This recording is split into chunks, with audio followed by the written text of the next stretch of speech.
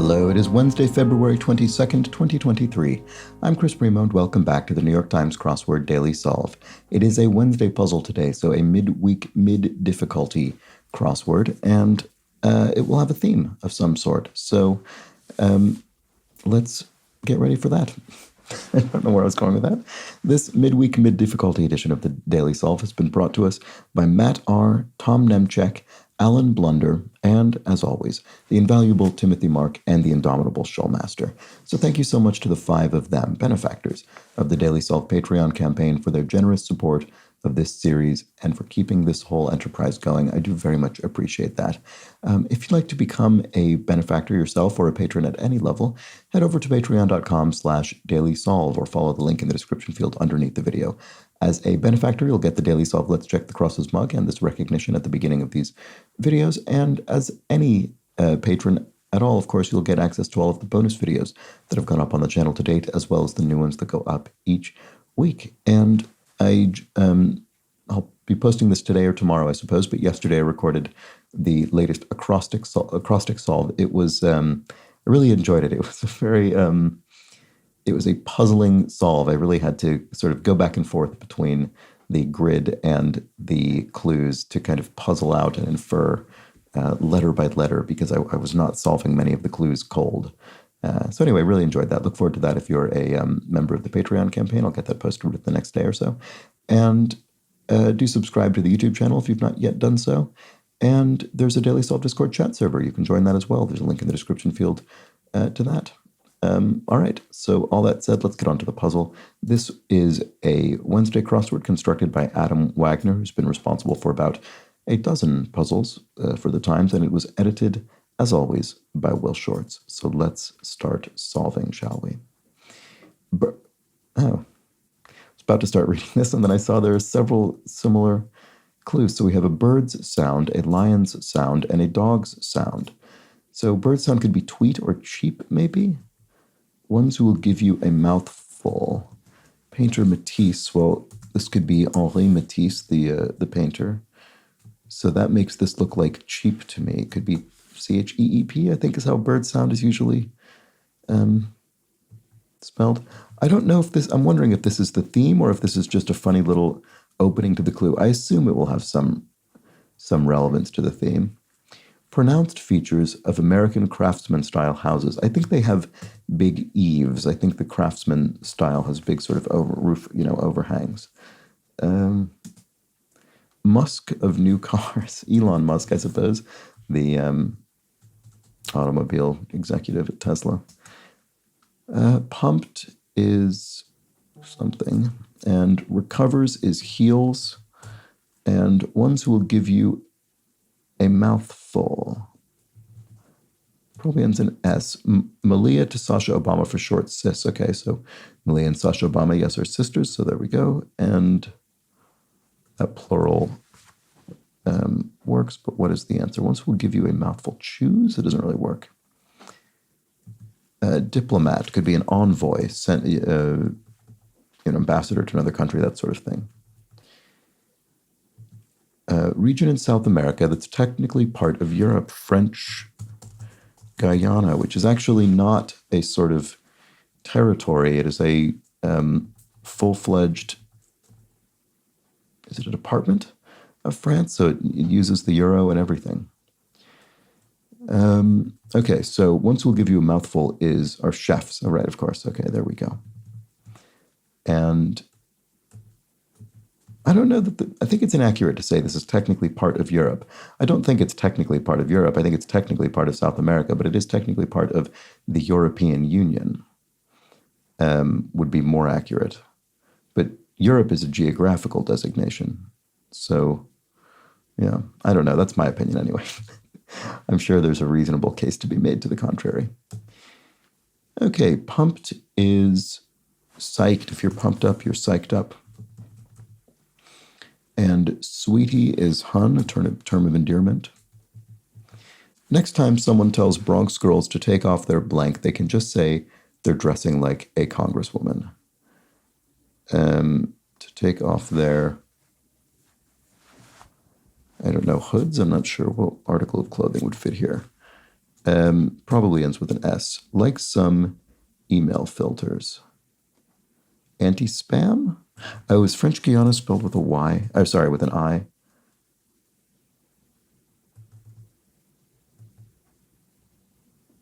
Maybe that's what this is. Lions sound a roar. There we go. Okay, and activist Parks, Rosa Parks, famously of the incident in which she refused to sit at the back of the bus. The A in AD is Anno of Anno Domini, the designation of years. Extra life in video games, often called a one-up. Eminem song with a Guinness World Record for most words in a hit single. Oh, that's funny. 1,560 in 6 minutes. I do not know. And Tamagotchis are digital ones. I remember these little devices, little digital pets. Oh, rap god, possibly? That would make sense if it were sort of self-consciously virtuosic in that sense. Oh, hoops. Oh, hoop earrings. Right, okay. Is the quotation here. Oh, and I didn't attribute it to AOC, Alexandria Ocasio-Cortez, the congressperson. So, all right, so rap god is probably the case, and then hang in the balance is penned, isn't something that is not yet concluded. They may help you see at sea. They may help you see at sea. Spy glasses or something? I'm not sure. Stayed in neutral. You idled in a vehicle. Stayed in neutral gear. Blank of you. Dissuade. Deter someone from doing something to dissuade them. Chicago Hope actress Christine. This is one of those facts I've really absorbed through the crossword, is Christine Lottie of Chicago Hope. Brown University's mascot Bruno, for one. A bear, maybe? More animals. Oh, are these going to be animals as well? No.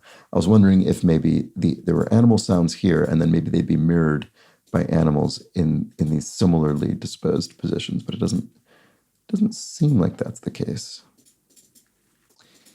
Blank of you. Maybe not a bear? Surely a bear. Bruno the bear. That sounds... I mean, I don't actually know the knowledge, but it just sounds like it would be right. They help you see at sea. Why can't I see what this is? African country with its own 13-month calendar. Ethiopia?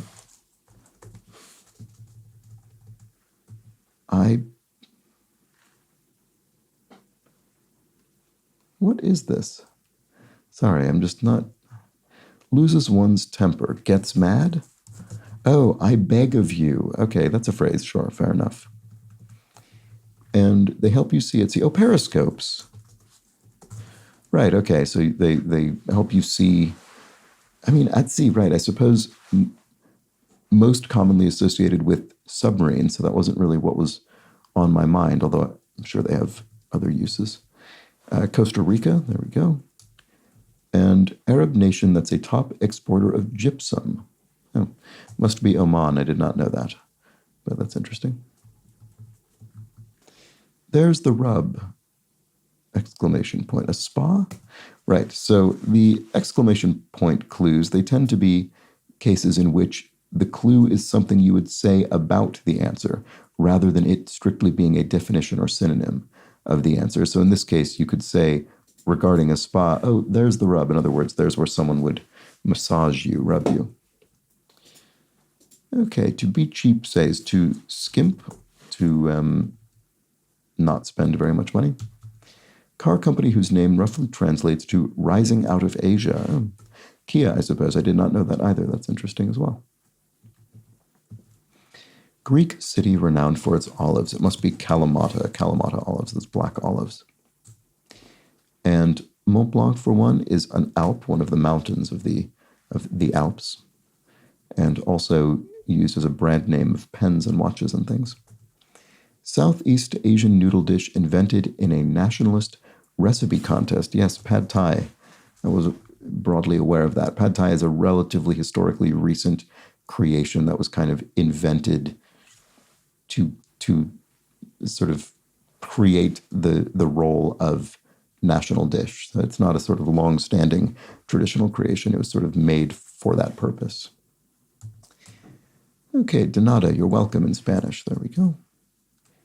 And, which I guess probably literally means of nothing. It's like it's nothing. Saharan vipers, asps, I suppose. Sorry, I apologize if it feels like I'm rushing through this. I'm trying to solve slightly quickly because I'm a bit time limited today, so I'm just trying to be on the brisk side. Terrible twos, e.g., that's often people describe that as a phase of early childhood. And lustrous fabric, satin is a lustrous fabric. Must be something I ate, you might say, if you're feeling ill. And really, though, is it?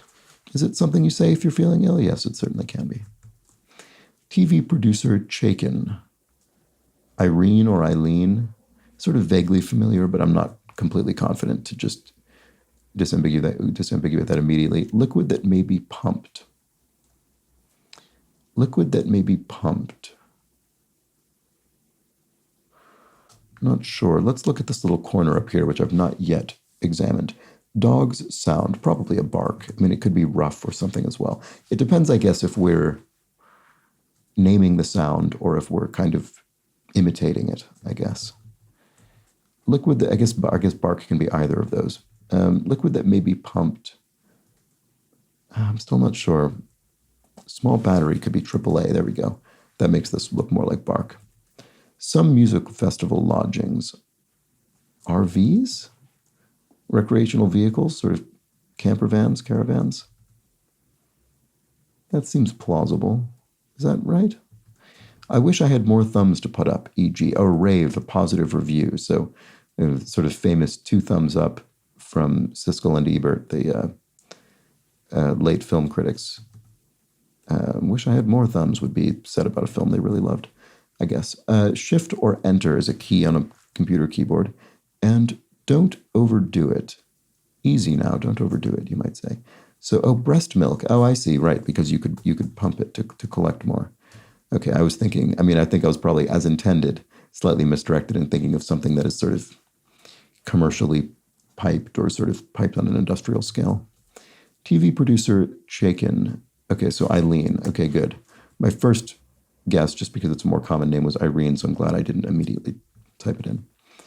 None for me, thanks. I'll pass. There we go. And refuse to proceed could be to balk at a request or a suggestion. Telephono greeting could be hello, I would think. Yeah, that looks correct. So telephone greeting in. Is it Spanish or Portuguese? My guess would be Spanish, but I'm not 100% certain. Like grapefruit or arugula. Oh, bitter. Those are both bitter. One fruit and one vegetable. Right, okay, there we go. Arugula, referred to as rocket here in the UK, which I find amusing. Appetizing drink is... Oh, sorry, unappetizing drink. Sorry, unappetizing. That makes this easier to solve. Swill. So swill would be used to describe something vile. It might be printed on a placemat. A kid's menu, maybe. Could be printed on a placemat at a restaurant. Oh, and here's... Why is only 40 across? I think there might be an error here. It says words sounded out by the ends of 20, 35, and 40 across. But only 40 across is highlighted. I think that might just be a mistake. So it's French Guiana, Kalamata, and Ethiopia. Natapia? Oh, onomatopoeia. Onomatopoeia. There we go. Oh, very, very good. Oh, that's funny because I think I actually used the phrase onomatopoeia earlier to refer to rough, the word rough. Okay. So, and how do we spell it? Poeia, I think is how it ends. The only question is this an A? Salon specialist. Is this referring to a hair salon or some other? Maybe I'll leave that for now. This register is now open. Next, you might hear at a grocery store. Oh, waxer. Okay, there we go. So not necessarily a hair salon. Okay, so I think onomatopoeia is probably spelled correctly there. Peeling potatoes, perhaps. Maybe this one's wrong. It's bent while genuflecting. So genuflecting is sort of religious kneel. Your knee is bent. And cat's sound is a purr. Oh, I see. Peeling potatoes on KP. I think that's a military terminology. It's something like on kitchen patrol or something like that. KP. I think that's what that is. Peeling potatoes, perhaps you're on KP. Okay, so good. I'm glad I double checked that because onomatopoeia has an O here, not an A. All right. An onomatopoeia is sorry, I didn't actually explain what that word is, just in case you don't know. So that's a word used to describe vocalized noises that imitate some other sound. So rough, rough, rough is kind of onomatopoeic dog noise, and that could apply to sounds made by living creatures, but also just noises, just anything really, I suppose. All right, and that was our theme. So very, very clever. I wish it had highlighted all of these. That's a shame. But yes, onomatopoeia. Very good. So much for that. Welp, you might say. Well, so much for that. Half a trombone sound. Wah, wah, wah, I think probably that is. Let's check the crosses, though. Burn soother, of course, is the official medicinal plant of the New York Times crossword. Aloe. Horror director Eli Roth is a director of horror films. And snake's sound is a hiss, which is sort of an onomatopoeia as well. And part of LA, Los Angeles. Oh, I see. We're getting more of these down here. Right. Did I even notice this at the time? That it was creating the same pattern? Snake's sound, cat's sound, and pig's sound is a snort, I suppose, in this case. Thor's father is Odin. Now, what's interesting about this is I wouldn't have... I'll need to look up the precise definition of onomatopoeia because I wouldn't have necessarily thought of... Well, I suppose these are all arguably onomatopoeic. I would have thought of a roar as basically a description of the sound a lion makes rather than the actual sound. Like if you said, what noise does the lion make? Would you say the lion goes roar, roar? I wouldn't necessarily say that because it doesn't sound to me like an actual imitation of the sound, which is what I think of onomatopoeia as being. I think of it as a sort of name for the sound the lion makes, which is roar or something like that. The roar, that's a roar, if you see what I mean. But I could be wrong about that in two ways. I could be wrong about that because I'm applying an overly narrow definition of the word onomatopoeia, or I could separately be wrong because maybe people actually do think of roar, roar as the actual sound itself, and it's just and I'm just the one who doesn't. I don't know. Let me know in the comments how you feel about this incredibly crucial issue. Anyway, Amy of Arrival, Amy Adams, the actor who was in the film Arrival, hold off from publishing as a scoop. You could sit on a scoop. And swell, if you said, oh, swell, neato. Island shared by two countries, Timor, you have East Timor, for instance, and utmost is so if you said that to the nth degree, one of the meanings that could have is to the utmost, to the maximum extent. And it hasn't sunk in yet. Will be the cross there, and there we go. That was our Wednesday crossword, midweek, mid-difficulty crossword. Not too bad. I think yesterday was maybe slightly more challenging than a typical Tuesday, so today didn't feel like a huge difference necessarily to me in terms of challenge, but let me know how you felt about that. I'm always curious to know, and I'll check the Daily Solve Discord chat server as well as the comments for that, because I am always interested in that discussion. So anyway, we'll just quickly look back at our theme. We had the theme based around onomatopoeia, which was spelled out phonetically, which is very appropriate in our three theme clues: French Guiana, Kalamata and Ethiopia to make onomatopoeia. Very clever. And then, without expressly being referenced by this revealer or any other element of the puzzle, we just had these other animal noises sort of lining the northern and southern borders of the grid. So cheep, roar, bark, hiss, purr, and snort, the sounds of the bird, lion, dog, snake, cat, and pig, respectively. So a very conscientiously constructed puzzle with very tidy little extra thematic lining around the edges. I really appreciate that. Nice one by Adam Wagner. Very, very professionally constructed. And that was the crossword for Wednesday. So let's see. I'll take just a few moments to discuss a few clues from yesterday's puzzle. And let's take a look at those.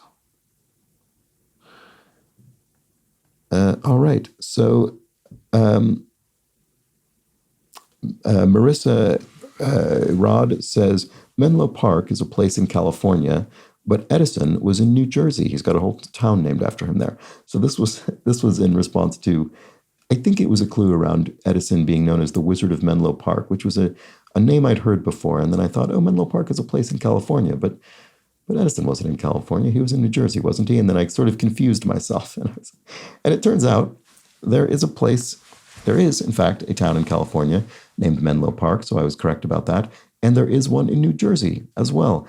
And the one in New Jersey, strangely enough, at least I found it surprising, was named after the one in California. So it's just a coincidence. The two places have no particular connection other than one happened to be named after the other. So that explained my momentary confusion. But indeed, Thomas Edison was, of course, in Menlo Park, New Jersey. Dragon Traces explains Magen David, stress on the first syllables of both words, means shield of David. So there we go. That was that answer from yesterday's puzzle that I was curious about.